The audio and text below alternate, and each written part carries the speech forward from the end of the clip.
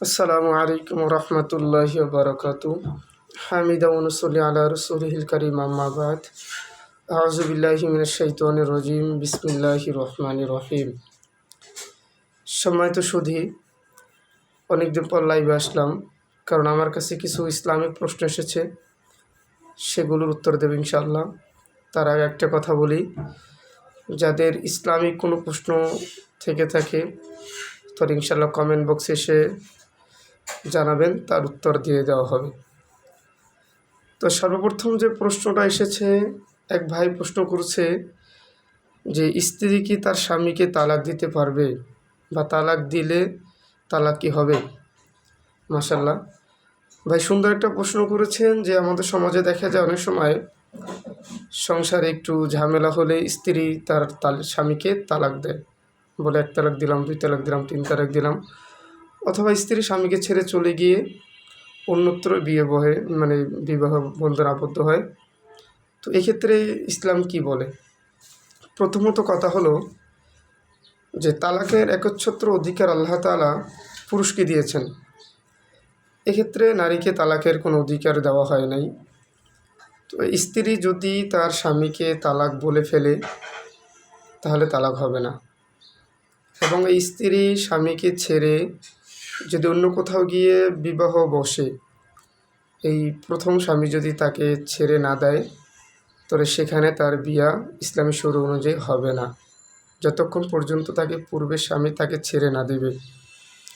সেক্ষেত্রে দ্বিতীয় স্বামীর সাথে যদি সে ঘর সংসার করে, বাচ্চা কাচ্চা হয়, তাহলে ঘর সংসার করে যতদিন তার সাথে থাকবে জেনার গুনাহ হবে, এবং ওই থেকে যারা বাচ্চা কাচ্চা জন্মগ্রহণ করবে তারা যারা সন্তান হিসেবে ভূষিত হবে।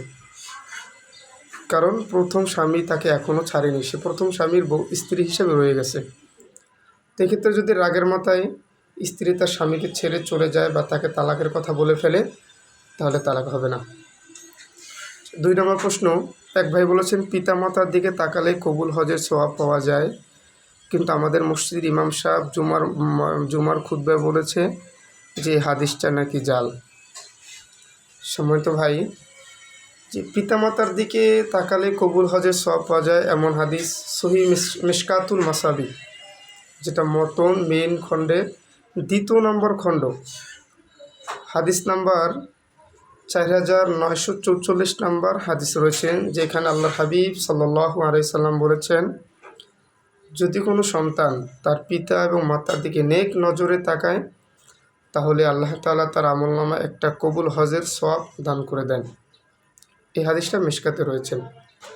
তো যে ইমাম সাহেব বলেছেন, হয়তোবা তিনি ওনার এই কথাটা মিসআন্ডারস্ট্যান্ড হয়েছেন।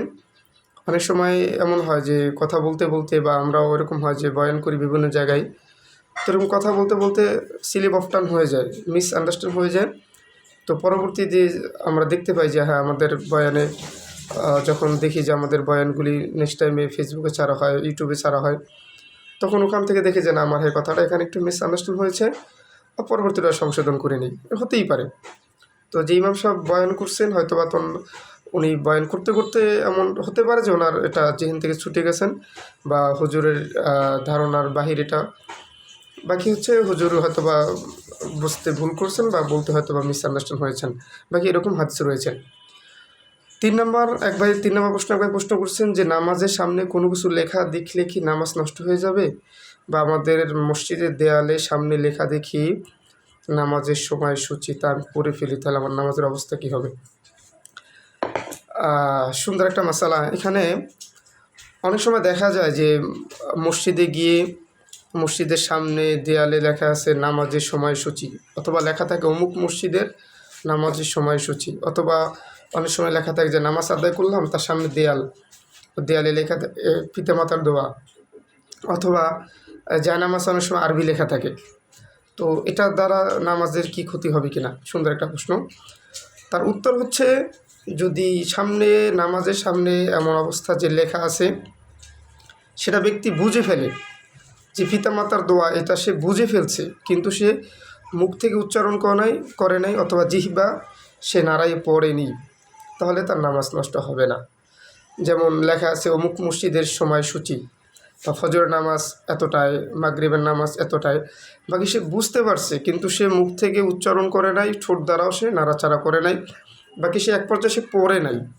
তো এরকম যদি হয় তাহলে নামাজ হয়ে যাবে।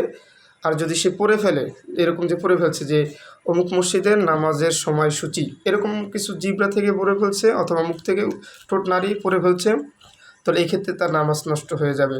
তো সর্বোপরি কথা হচ্ছে নামাজের সামনে যদি লেখা থাকে, আর নামাজের যে সিস্টেম সেটা হচ্ছে তার চোখ সে সেজদার জায়গা রাখবে।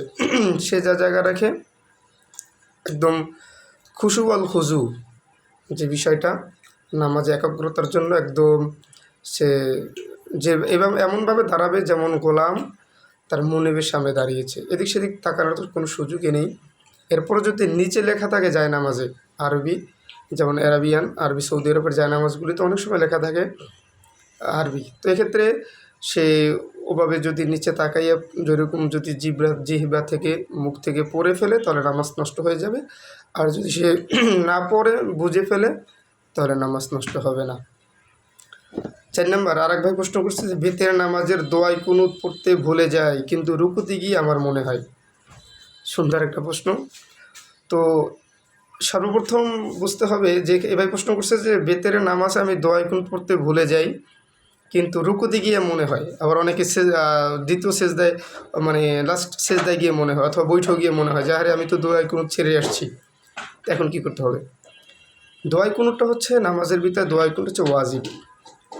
তো যখন সে রুকুতে চলে গেছে তখন তার মনে হয়েছে যে আরে আমি তো দোয়াই কুনুত ছেড়ে আসছি বা দোয়াই কুনুত পড়ি নেই। এক্ষেত্রে অনেকে নামাজ ছেড়ে দেয় না, নামাজ ছাড়া যাবে না বা নামাজ না ছাড়লেও হবে, কারণ দোয়াই কুনুত পড়া হচ্ছে ওয়াজিব।